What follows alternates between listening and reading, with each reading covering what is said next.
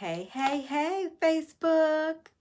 Guess what today is? It's Wednesday. You know what that means? It's time for Wisdom Wednesday. It's time for Wisdom Wednesday. Woo woo. Woo woo.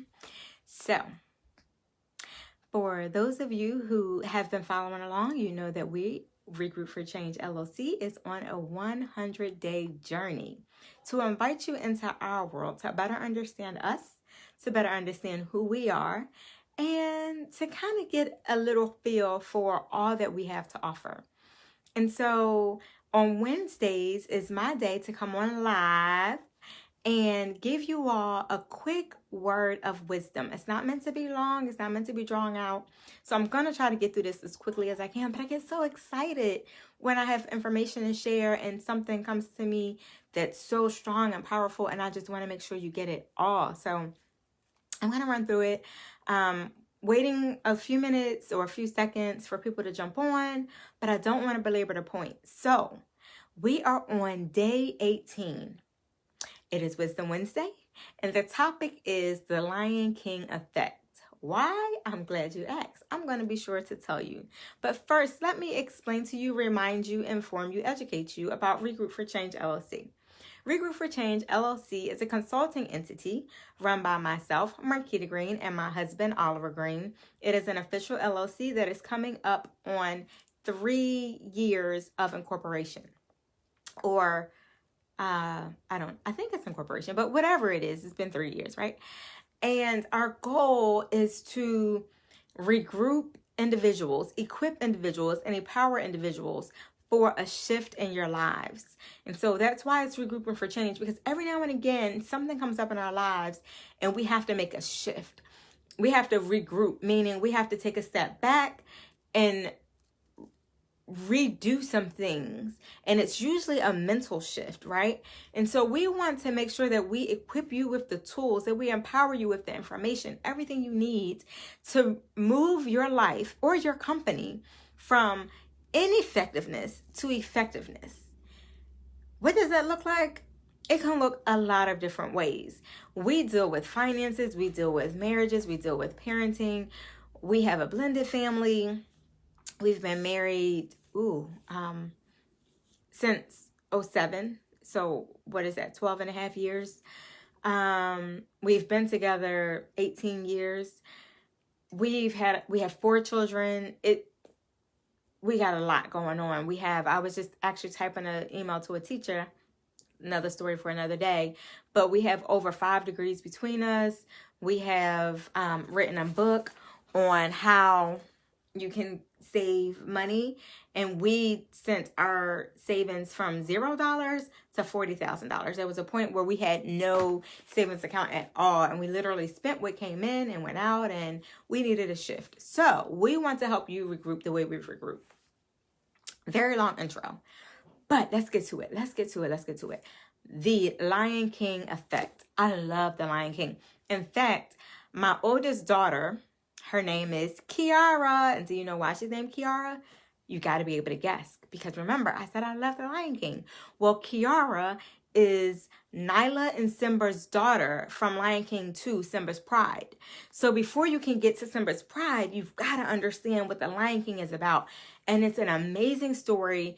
It was a pivotal part of my life 19 years ago when I was pregnant and raising a child, or about to give birth to a child. And I just thought that there was such power in the Lion King. And so why am I even bringing that up today? Well, I am in the middle of a book club. We are crashing the chatterbox because there's so much that goes on in our mind. Remember, Regroup for Change is about shifting our mentality, right? And regrouping our thought processes. And so part of that process is to crash that chatterbox of your mind. We won't get into it. You see the book cover. It is by Stephen Furtick. You can Google it, buy it, read it. It is a great book to remind you that it is time to dispel the lies of the devil, the lies of the enemy, and to fill your mind, your heart, your soul, your spirit with the truth of God's word, of his love, of his promises to you. And so as I was reading this book last night, we finished section 1 of the book last night, and one of the last pages of section 1 talks about, very briefly mentions the Lion King. And I got so excited, and I said I have to share that because it has everything to do with our theme for the week. The theme for this week, every week has a different theme. This week's theme is to start with why. And so a lot of times we think about why we get involved and engaged in different activities, our motivation for doing something, and we typically think of our motivation or our why as something that we wanted to change because somebody told us that we couldn't. Somebody told us that we weren't enough. Somebody told us something about ourselves, or we saw something. Usually, I should reverse it. Usually we see something on social media, and chapter 1 talks about that as well. We see something on social media and we think that our life is less than what it is because we're comparing ourselves to the real that is put out for us to see, which is not necessarily reality, right? But we get caught in that. And so what happens is we begin to create things in our mind, truths that are untruths, that we make truths that are not of God, that are not a part of who we're meant to be, and we allow them to take over. And so I want to encourage you, as you're thinking about your why, to think about not just the positive reason why you want to do something. I want to lose weight, or I want to live a healthy lifestyle because I want to be able to encourage my children to live a healthy lifestyle. That's amazing. That's fantastic. But think of the reverse. Are there any negative lies that have been spoken into you or over your life that it is time to crash? Are there lies that need to be replaced? Who told you that? I won't get into it. The Garden of Eden, there was so much done. We got messed up back then, right? But that cycle continues because there are still people that are pulling us down and tearing us down. And sometimes it's their negativity that drives us to do more things. So I encourage you to go back to the why. Who told you that you weren't enough? Who told you that you weren't pretty enough? Who told you that you weren't worthy? Who told you that you weren't strong enough? Who told you that wasn't your destiny, that wasn't your destination, that wasn't God's promise for you? And so when you think about the who told you, some of us can use that negativity to propel us forward, to remind us of our why, and to keep us strong enough that we want to, I guess, not go against the naysayers, but it can put us in a posture where we want to prove the naysayers wrong. And so if that's you, if there have been so many negative things spoken into you or spoken around you, I would encourage you to think about those things and to use those things to propel you forward. Okay, I gotta go. Lion King. What does this have to do with the Lion King and the Lion King effect? Oh, so if you have not watched the movie, you've got to watch the movie. I'm such a movie geek. I don't watch a TV show or a movie without purpose. I know that there is some type of purpose. There is a life skill. There is a life lesson in everything. No matter how ratchet it may seem, no matter how spiritual it may seem, there is a life lesson. So I find it. So in The Lion King, I won't get into all the details, but at one point, Simba, his uncle Scar, told him that he killed his father. That was a lie. That was the enemy. And that lie of the enemy took Simba outside of his purpose. And it allowed Simba to have self-doubt. It allowed him to, I won't say become depressed, but he ran away from everything and everybody that he knew. He felt ashamed. He felt scared, all because of the lie of an enemy. So my encouragement is we have the ability to allow Simba's story to teach us so that we can learn from it, or we can be Simba. What ended up happening is that Nyla, remember Nyla is Simba's daughter, Kiara. Nyla came in contact with Simba years later.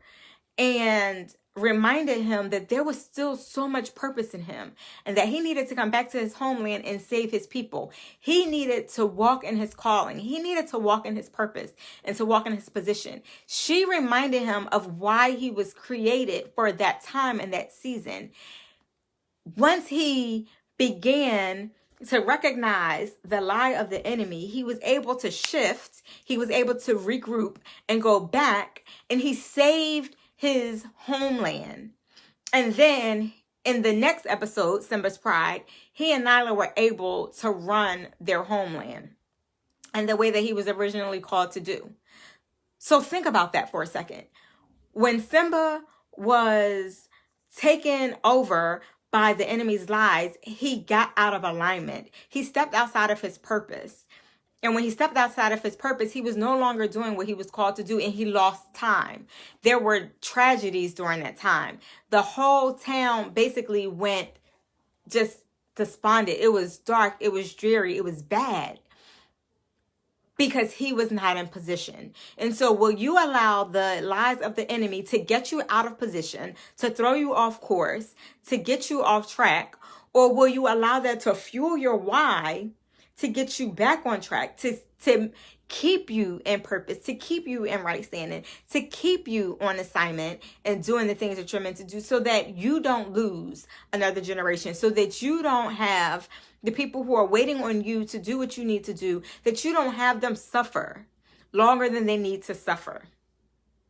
Why? We miss our calling. We don't reach our people because we're walking in fear, because we've allowed the lies of the enemy to take over, because we didn't listen to the naysayer. We didn't listen to the serpent. We didn't listen to the lie of the enemy and allow that to fuel us forward. Instead, we let it paralyze us and take us a step back. So when you think about your why, think about how you need to move forward and what lies you need to reshape, which lies you need to reevaluate, and figure out how to take that to propel yourself forward, to walk in purpose, because you were created for something greater than where you are. So let's get back to the root of the why. And even if we need to take the negative to reshape it, to push us, to propel us, to motivate us, to prompt us forward, let's do it. There's more purpose in you, and we have to get to the root of it. Let's eliminate the naysayers and walk in purpose. Think about that Lion King effect.